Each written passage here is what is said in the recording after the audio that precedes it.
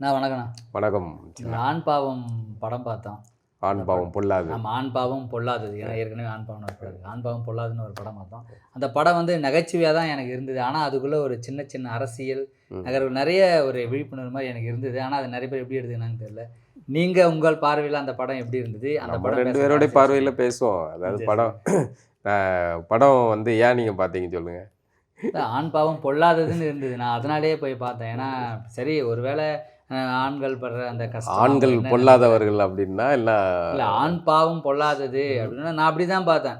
ம், இப்ப பெண்களுக்கு நம்ம சாபம் விடுற மாரியே நம்மளுக்கு எவ்வளோ ஃபீலிங் இருக்குது ம். அப்படின்றத பத்தி படம் எடுத்திருப்பாங்க அப்படின்னு இதில தான் நான் போய் பார்த்தேன். எனக்கு நெறைய விஷயங்கள் அந்த படம் வந்து கனெக்ட் ஆயிருந்தது. நான் ஒரு நாளு அந்த படம் பார்க்குற எனக்கு திட்டமே இல்ல. ம். ஏன்னா, சில இது தோணும்ல நம்ம வந்து டைரக்டர்களுக்காக பார்க்குற கேரக்டரு. ஆமா நீங்க அதனால தொடக்கத்திலேயே ஆமா. சொல்லியிருக்கீங்க. ஆரம்பத்துலருந்தே இயக்குனருக்காக நம்ம படம் பார்க்குறது. இயக்குனர்களுக்காக மட்டும் தான் படம் பார்க்குறது. அதனால இந்த படம் அதுவும் இல்லாம ரியோ ராஜோடைய படம் நான் வந்து இதுக்கு முந்தி எந்த படம் ஜோஜோவா இன்னொன்னு வந்திருக்கு. அது ஜோன்னு கூட ஒரு நான் படம் பார்க்கல. நான் பார்த்தது. பார்த்ததில்ல. அதனால எனக்கு ஒண்ணும் பெருசா வந்து ஈர்க்கல ஒரு படம் பார்க்குறதுக்கு. இப்போ லப்பர் பந்து வந்துச்சு. ம். அது வந்து நம்ம ஏற்கனவே அட்டகத்தி தினேஷ் பார்த்துருக்கோம். இன்னொன்னு அந்த இது அந்த ஸ்கிரிப்ட் இது எல்லாமே விமர்சனங்களும் நெறைய பேர் சொன்னாங்க. இதா படம் இருந்துச்சு. நல்லா இருக்கு அப்படின்றது. நமக்கு பார்க்குற ஒரு ஆர்வம் இருந்துச்சு. இது பார்க்குறது திட்டமே இல்ல. ம். எதேர்ச்சியா Facebooக்க நகட்டிக்கிட்டு இருக்கும்போது, ஒரு ரீல்ஸ் ஒண்ணு வந்துச்சு.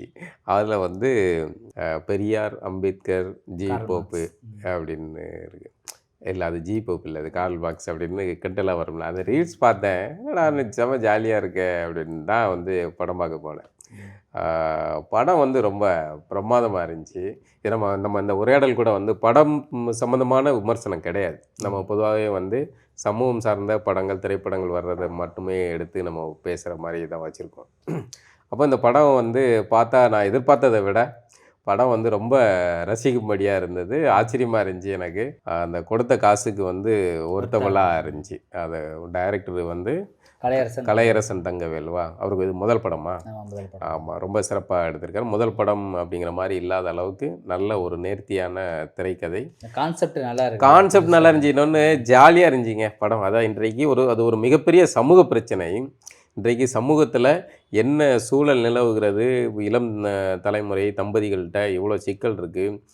ஏன் வந்து குடும்ப நல நீதிமன்றங்கள்ல வந்து இவ்வளோ அதிகமான பேர். விவாகரத்து பிரச்சனைகள் போது? அப்படிங்கிறதெல்லாம் வந்து நீங்க ஒரு சமூக பார்வையில ஆய்வு பண்ணா, அது ஒரு வரட்டுத்தனமா அத பத்தி எழுதுனா படிக்கிறதுக்கு போர் அடிக்கக்கூடிய ஒரு சப்ஜெக்ட். அத வந்து சுவாரஸ்யமா இவ்வளோ தாங்க பிரச்சனை. இந்த ஈகோ தான். இதில தான் வந்து தேவையில்லாம நம்ம வந்து அந்த ஈயம், இந்த ஈயம் அப்படின்னு பேசி மண்டைகள ஏத்தி வச்சுக்கிட்டு, நம்மளோட குடும்ப உறவு முறைகள சிதைக்கிறோம். அப்படிங்கிறது தான் ஒட்டுமொத்தமா இந்த படம் சொல்ற கதை. ம். ஒன்லைன் எடுத்துக்கிட்டா நம்மளுடைய குடும்ப அமைப்பு முறை எப்படி வந்து சிதைக்கப்படுது. அதுவும் குறிப்பாக இந்த சமூக வலைதளங்களுடைய வரவு, மத்த புறக்காரணிகளால நம்மளுடைய வீட்டுக்குள்ள இருக்கிற குடும்ப உறவு முறை எப்படி சின்னாபின்னமாகிறது அப்படிங்கிறத டைரக்டர் பிரமாதமாக கலையரசன் தங்கவேலு பிரமாதமா சொல்லியிருக்காரு. அத ஜாலியா சிரிக்க சிரிக்க சொல்லியிருக்காரு. உங்களுக்கு வந்து ஒரு விஷயத்த எப்பவுமே வந்து நகைச்சுவையாக ஒரு விஷயத்த கடத்தும்போது எளிமையாக மக்கள்ட்ட போய் சேருது. நீங்க அத வெறும் ஒரு அ தீவிரமான ஒரு கலைப்படைப்பா சொல்றத விட, இந்த மாரி எளிமையான ஒரு திரை அப்படியும் வடிவத்தில சொல்லலாம். அப்படின்னு சொல்றதுங்கிறது ரொம்ப நல்ல யுக்தி. அத வந்து இவரு தன்னுடைய முதல் படமாக இந்த விஷயத்த எடுத்து, பேசி அத வந்து ஒரு வெற்றி படமா இப்போ வரைக்கும் கூட ஹவுஸ்ஃபுல்லா போகுதுன்னு இன்னும் நெனைக்கிறேன்ல? போயிட்டு இருக்கான் படம். ஆமா. நம்மளே தாமதம் பார்த்தோம். அதுக்கப்புறம் இப்போ நம்ம அத தாமதமா தான் ஷூட் பண்றோம். உரையாடலும் பண்றோம். ஆனா படம் இன்னும் வந்து தொடர்ச்சியா போயிட்டுருக்கு. படமளவுல வந்து ரொம்ப சிறப்பான படம். இதில வந்து தம்பி விக்னேஷ் நடிச்சிருக்காப்புல. ஆர்ஜே சீலா விக்னேஷு, நடிச்சிருக்காங்க. ஷீலா நடிச்சிருக்காங்க. ஷீலா ராஜ்குமார் நடிச்சிருக்காங்க. ஜின்சன் திவாகர் ஆ அப்படின்ற ஒரு அப்படின்னு ஆர்ஜே ஒரு விக்னேஷுடைய ரொம்ப நண்பரா. எளிமையான ஒரு டீம். நல்ல ஒரு சின்ன டீம். ஒரு அ மினி பட்ஜெட் ஒரு படம் தான் மினி அது. பட்ஜெட் படம். ஆனா வந்து பெரிய வசூல குடுத்த படம்னு நெனைக்கிறேன். ம். இது வந்து ஒரு நல்ல யுக்தி. மலையாளிகள் இத பயன்படுத்துவாங்க. ம். மலையாள திரையுலகம் வந்து இந்த மாரி ஒரு பார்த்தீங்கன்னா, ஒரு தோட்டம், ஒரு வீடு, அத வச்சே ஒரு நண்பர்கள் குழு அப்படின்னு அத வச்சே ஒரு அழகான ஒரு திரைக்கதைய விஷால் பண்ணி கூட சொல்லியிருப்பாரு, இந்த மாரி மினி பட்ஜெட் படம்லாம் இப்போதைக்கு பண்ணாதீங்க ம். அப்படின்னாரு. ஆனா இப்ப வந்துக்கிற மினி பட்ஜெட் படம் நெறைய படம் ஆமா. ஜெயிச்சிருக்கு. இந்த நல்ல பார்க்கிங் படம் இந்த மாரி நெறைய படங்கள் ஆமாமா. ஜெயிச்சிருக்கு. நல்லா இருக்கு. அதனால இந்த படம் வந்து ரொம்ப சிறப்பா இருந்தது. இதில நம்ம கவனிக்க வேண்டிய விஷயம் வந்து இந்த விஷயம் தான். ம். இன்னைக்கு நெறைய குடும்பத்தை சிதைக்கிறதில, நம்ம வீட்டுக்குள்ள எல்லார் கையிலயும் ஆளுக்கு ஒண்ணா வச்சிருக்கிற அந்த ஃபோன் தான். முந்திலாம் பார்த்தீங்கன்னா, ஒரு பிஎஸ்என்எல் ஃபோன் வாங்குறதுக்குன்னா, ஒரு 4, 5 ஆண்டுகள் ஆகும். நீங்க அப்ளை பண்ணி உங்களுக்கு வந்து சேர்றது. ஆனால் இந்த கால மாற்றத்தில் எல்லாருக்கும் வீட்டில் எதுக்கு இத்தனை ஃபோனு, சரி. வீட்டில் சின்ன பிள்ளைக்கு ஒரு ஃபோனு, பெரிய பிள்ளைக்கு ஒரு ஃபோனு, மனைவிக்கு ஒரு ஃபோனு, கணவனுக்கு ஒரு ஃபோனு, அம்மாவுக்கு ஒரு ஃபோனு அப்படின்னு எல்லாரும் ஆளுக்கு ஒரு ஃபோனை வச்சு தனித்தனி உலகத்தில் வாழ்கிறோம். நம்ம அந்த தனித்தனி உலகத்தில் மாய உலகத்தில் வாழ்ந்துக்கிட்டு இருக்கோம். ஒரே ஒரு லேண்ட்லைன் இருந்த வரைக்கும் குடும்பத்தில் பிரச்சனை இல்லை. அதுவும் வந்து அதுக்கு தவிர ஃபோனு டயல் பண்ண அதுக்கு காசு மீட்ரு ஓடிக்கிட்டு இருந்துச்சுல்ல, அப்போ வரைக்கும் அனாவசிய பேச்சுகள் கிடையாது.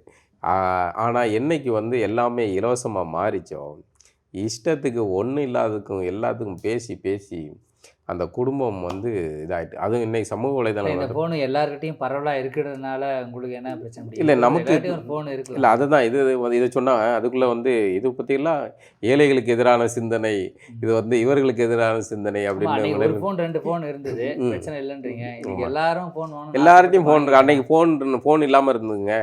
அன்னைக்கு எல்லாருமே நம்ம உரையாடணும், பேசணும். ஒரு பேருந்தில் ஏறினீங்கன்னா நீங்கள் ஒரு புத்தக கடைக்கு போவீங்க, புத்தகத்தை வாங்குவீங்க, படிப்பீங்க, அந்த புத்தகத்தை இன்னொருத்தவங்க கொடுப்பீங்க. ஒரு ரயில் பயணம் பாருங்களேன்.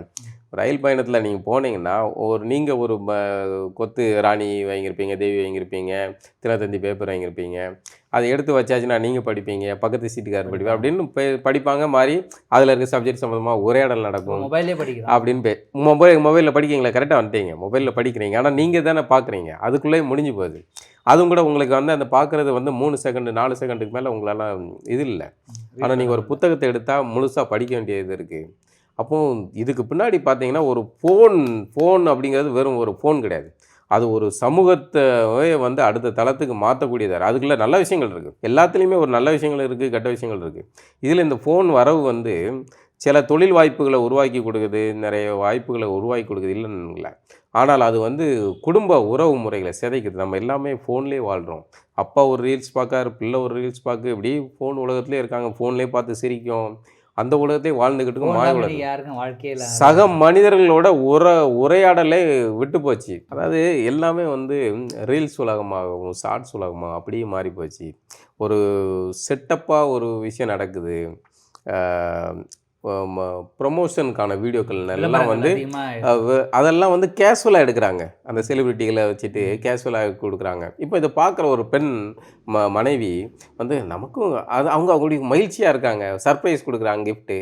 யதார்த்த உலகில் அப்படி இருக்க முடியாது, வாழ முடியாது. கணவன் வேலைக்கு போனால் ஆஃபீஸில் மேனேஜர்கிட்ட திட்டு வாங்குவான், கீழே இருக்க திட்டு வாங்குவான், வீடு வந்து சேர்றதுக்குள்ளே வர்ற வழில 4 பைக்காரன்ட்ட திட்டு வாங்குவான். இதெல்லாம் வாங்கிட்டு வீட்டுக்கு வர்றதுக்கு வந்து அவன் குடும்பத்தை பார்க்கணும், சாப்பிட்ணும். அப்போ மனைவி ரீல்ஸை பார்த்துட்டு நமக்கு எதாவது கிஃப்ட் வாங்கிட்டு வந்துருப்பான், டைமண்ட் வாங்கிட்டு வரணும், தங்கம் வாங்கிட்டு வரணும்னு நினச்சா எப்படி?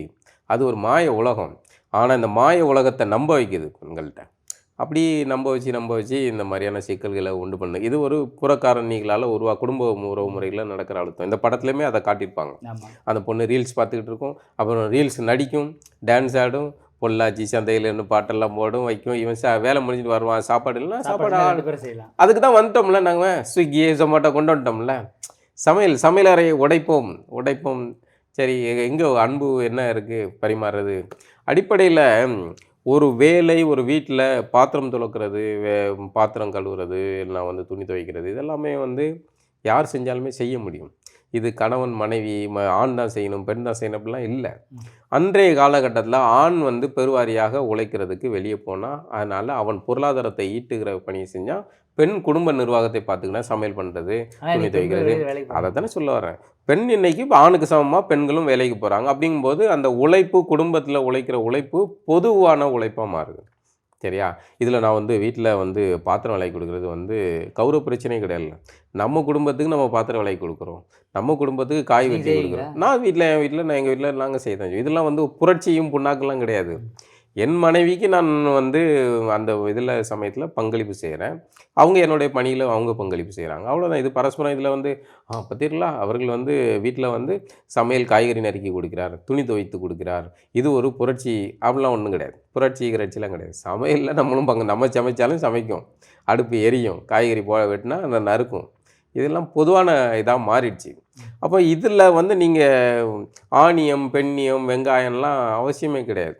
ஆனால் இன்றைக்கு வந்து பெண்கள்கிட்ட வந்து ஒரு விஷயத்தை வந்து திணிக்கிறாங்க, முற்போக்கு அப்படிங்கிற படத்தில். இந்த படத்துலேயே அதை வந்து அழகாக காட்சிப்படுத்தி எள்ளி நகையாடிருப்பாங்க.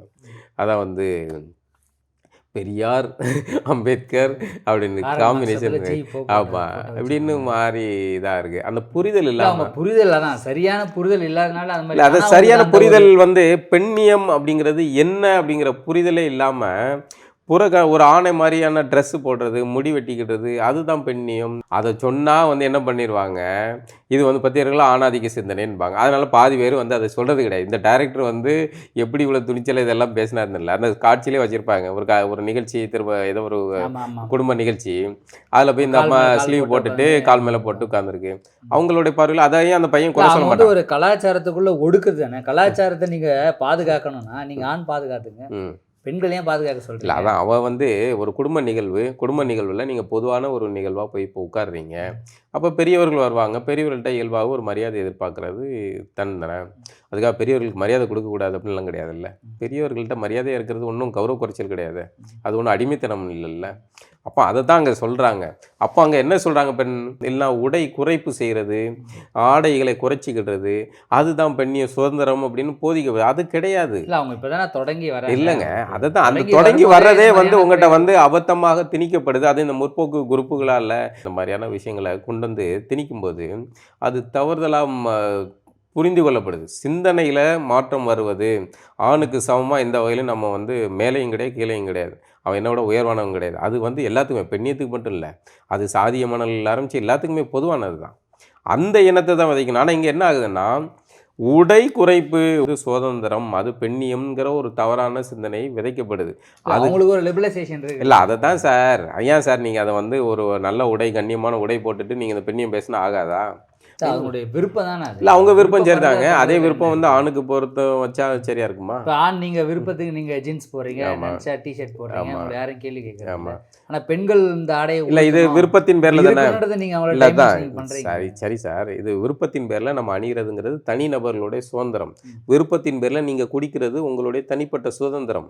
விருப்பத்தின் பேரில் நீங்கள் தம் அடிக்கிறது உங்களுடைய தனிப்பட்ட சுதந்திரம். ஆனால் அதற்கு முற்போக்கு மூலம் பூசாதீங்க அப்படிங்கிறத நம்ம சொல்கிறோம். இப்போ ஒரு ஆண் வந்து குடிப்பது அப்படிங்கிறத, இது வந்து ஆண்களுடைய சுதந்திரம் அப்படின்னு கொண்டிக்கலாம. அந்த நாய்க்கு குடிக்கணும்னு தோணுது, அது குடிச்சு வீணாக போகுது, ரோட்டில் விழுந்து கிடக்குது, சாவுது, அது கொழுப்பு. அதை பார்த்துட்டு இப்படி ஆணை போல தம்மடிப்பதும் குடிப்பதும் தான் சுதந்திரம் அப்படின்னு நீங்கள் கட்டமைக்காதீங்க அப்படிங்கிறோம் நம்ம. எல்லா பெண்களும் அந்த பெண்ணுக்கு பிடிச்சிருந்தா குடிக்கட்டும், அந்த பெண்ணு அவங்களுக்கு குடிக்கணும்னு தோணுதுன்னா குடிக்கட்டும். ஆனால் நீங்கள் அதற்கு வந்து பெண்ணியம்னா இதுதான் அப்படிங்கிற மாதிரி ஒரு தோட்டத்தை கொடுக்குறீங்க. பெண் குடித்தா என்ன தப்புன்னு கேட்குறீங்கள, அதை தான் தவறுன்னு சொல்கிறோம். நம்ம ஆண் குடித்தாலே தவறுன்னு பேசிக்கிட்டு இருக்கோம். ஒரு குடும்பத்தில் ஒரு ஆண் குடித்தா அந்த குடும்பம் என்ன பாடுபடுது அப்படிங்கிறத நம்ம பார்த்துட்டு அந்த நாயை திருத்தருக்கு பாடுபட்டுக்கிட்டு இருக்கும்போது முற்போக்கின் பேரில் டயர்டாகுது. முற்போக்கின் பேரில் நீங்கள் வந்து பெண்களையும் வந்து குடித்தா என்ன தப்புன்னு கேட்குறது எவ்வளோ பெரிய அபத்தம். அதைத்தான் வந்து நம்ம கேள்வி வைக்கிறோம். இந்த படம் இந்த மாதிரியான அபத்தங்களை எல்லாம் வந்து கேள்விக்குள்ளாக்குது. நீங்கள் வந்து அதை வந்து உடைக்கிறாங்க. இந்த பொண்ணு வந்து என்னுடைய மை சாய்ஸ் உடை இதெல்லாம் சொல்லும்போது, அதே மாதிரி அந்த பையனும் வந்து அதே நிகழ்ச்சியில் அவன் வந்து லுங்கியை கட்டிட்டு வருவான். என்ன உன் புருஷங்காரன் இப்படி ட்ரெஸ் போட்டு வந்திருக்கான்னு கேட்காங்கல்ல, அப்போ சங்கடமாக இருக்குல்ல, அதே தானே இருக்கும். அதே மாதிரி உங்களுடைய சுதந்திரம் அப்படிங்கிறது நீங்கள் கழிப்பறையில், குளியல் அறையில் நீங்கள் குளிக்கும்போது நிர்வாணமாக குளிக்கிற வரைக்கும் தான். நீங்கள் அதை விட்டு வெளியே வந்தால் அது பொதுவான இடங்க. ஹாலுக்கு வந்துட்டா துண்டை கட்டிட்டு வரணுங்கிற மனப்பான் இது இருக்குல்ல, பக்குவம் இருக்குல்ல, அந்த அறிவு ஏன் பொது இடத்துக்கு வந்தால் நம்ம ஒரு பொதுவான கண்ணியமான உடை செய்யணுன்ட்டு. உடைங்கிறது கண்ணியம்ங்கிறது பார்க்குற பார்வை இருக்குதுனாலுமே உடைக்கும் ஒரு தன்மை இருக்குது. எந்த உடை, ஒரு சேலையை நீங்கள் கண்ணியமாகவும் அணிய முடியும், அதே சேலையை ஆபாசமாகவும் அணிய முடியும். அப்போ அந்த உடை வந்து அணிகிற தன்மையில் இருக்குது. அதை தான் வந்து சொல்கிறேன். இதெல்லாம் சொல்ல பார்க்குற பார்வை இருக்குல்ல, எல்லாத்தையும் பார்க்குற பார்வைன்னா ஒரு ரோட்டில் வந்து எல்லா பயிலும் எப்படியும் பார்க்க தான் செய்வான். சரி தானே, நல்ல பார்வைகள் இருக்கும், கெட்ட பார்வைகள் இருக்கும். ஆக இந்த படம் வந்து ஒரு மிக முக்கியமான ஒரு அரசியலை பேர். இன்னும் வந்து இந்த படத்தின் டைரக்டரை எல்லாம் வந்து கழுவி தொங்க விடாமல் வச்சுருக்காங்களேங்கிற ஆச்சரியமாக இருக்குது எனக்கு. ஏன்னா இது என்ன ஒரு ஆணாதிக்க சிந்தனை அப்படின்னு இது வரைக்கும் ஒரு 10-20 ரைட்டப்புகள் வந்து அவங்க ஏற்றுக்கிறாங்கன்னு இல்லை, கவனிக்கலன்னு நினைக்கிறேன். இன்னும் பார்க்கல போலர்கள அமைதியாக இருக்காங்க. அதில் இந்த படத்தில் நல்ல 2 தரப்பு விமர்சனங்களையும், ஆண்களுடைய மனநிலையும் விமர்சனம் பண்ணிருக்காங்க. ஆண்கள்கிட்ட இருக்கிற தவறான விஷயங்களையும் விமர்சனம் பண்ணிருக்காங்க. பெண்கள்கிட்ட இருக்கிற தவறான விமர்சனம் இல்லை, தவறாக திணிக்கப்படுற விஷயங்கள். இப்போ ஒரு குடும்ப முறைன்னு வந்துட்டால் அதெல்லாம் உடைக்கணும். அதை எல்லா பெண்களும் அப்படி நம்ம சொல்லலை. இந்த தவறான இதில் வந்து சிந்தனையில் விழுந்து இதாகிறது. இப்போ கூட வந்து பார்த்திங்கன்னா இந்த ஒரு குழுவை வந்து தவற வழி நடத்தி ஒரு பாலியல் வலைக்குள்ளே சிக்க வச்சாங்க ஒரு கூட்டம் இருக்குது. அவங்க இது மாதிரி தான் இதுக்குள்ளே இதில் கட்டுடைக்கணும் தோழி அப்படின்னு பேசி கடைசியில் கொண்டு போய் அது எங்கே கொண்டு போய் நிற்குது? ஆபாச வலைத்தளத்தில் போய் நிற்குது. இப்படி வந்து உங்களுடைய மூளை செலவை செய்கிற வேலைகளை ஒரு குறும்பு செய்யுது. அதுக்கு முற்போக்குமா இதெல்லாம் போய் விழுந்துடாதீங்க. உங்களுக்கு சுதந்திரமாக இருக்கணும்னா சுதந்திரமாக இருங்க. அது உங்களுடைய தன்னம்பிக்கையின் வெளிப்பாடாக இருக்கணும். மாறாக வந்து இப்படி இருந்தால்தான் முற்போக்கு அப்படின்னு நினச்சிக்கிட்டு போய் விழாதீங்க, இந்த சதி வலையில் சிக்காதீங்க அப்படிங்கிறத அந்த படம் பேசுது. இதில் வந்து ரொம்ப அழகாக அந்த ஒரு அட்வொகேட் அம்மா போராடுவாங்க, பெண்ணிய உரிமைகளுக்காக போராடுவாங்க. ஆனால் அதே சமயம் அவங்க கணவன் பிள்ளைங்களோட மகிழ்ச்சியாக இருக்காங்க குடும்ப முறையில். அப்போ அந்த புரிதலோட இருங்க அப்படிங்கிறது இந்த படம் பேசு. அது மாதிரி இந்த பெண் தொடர்பான வழக்குகள், வரதட்சணை புகார் வழக்கு, இந்த இந்த விவாகரத்து வழக்குகளில் பெரிய அளவில் ஆண்கள் பாதிக்கப்படுறாங்க. பெண்கள் என்ன புகார் கொடுத்தாலுமே வந்து அது வந்து உடனடியாக ஏற்றுக்கொள்ளப்படுது. சட்டம் அவர்களுக்கு அந்த உரிமையை வழங்கியிருக்கு அப்படிங்கிறதெல்லாம் இந்த படத்தில் காட்சிப்படுத்தியிருக்காங்க. காவல் நிலையத்துக்கு போனால், இந்த மாதிரியான வழக்குகளில் போனால் காவல் நிலையத்தில் பெண்கள் என்ன கேட்டாலும் ஆண்கள் கொடுத்தாகணும் அப்படிங்கிற ஒரு சிக்கல் இருக்குது. அப்படி சேர்ந்து வாழ்கிறாங்க. சேர்ந்து வாழும்போது இங்கே வந்து பெண் வந்து பாதிக்கப்படுற பிரிவில் தான் இருக்காங்க. அதே சமயம் வந்து அது லாபகரமாக பயன்படுத்துகிற சூழலும் இங்கே இருக்குது. எல்லாத்தையும் நம்ம பொதுப்படையாக சொல்ல முடியாது எந்த விஷயங்களுமே. ஆனால் இன்றைக்கு சமூகத்தில் நீதிமன்றங்களில் இவ்வளோ வழக்குகள் வர்றதுக்கு பின்னாடி இந்த புறக்காரணிகளும் இந்த அழுத்தங்களும் இருக்குது அப்படிங்கிறத இந்த படம் வந்து ரொம்ப தெளிவாக வெளிப்படையாக உடைச்சி பேசியிருக்கு. என்ன அளவில் இது ஒரு மிகச்சிறந்த படம். இயக்குனருக்கும் தம்பி விக்னேஷ் உள்ளிட்ட பிளாக் ஷிப் குழுவினருக்கும் வாழ்த்துக்கள். மீண்டும் ஒரு கலந்துரையாடல் பார்ப்போம். நன்றி.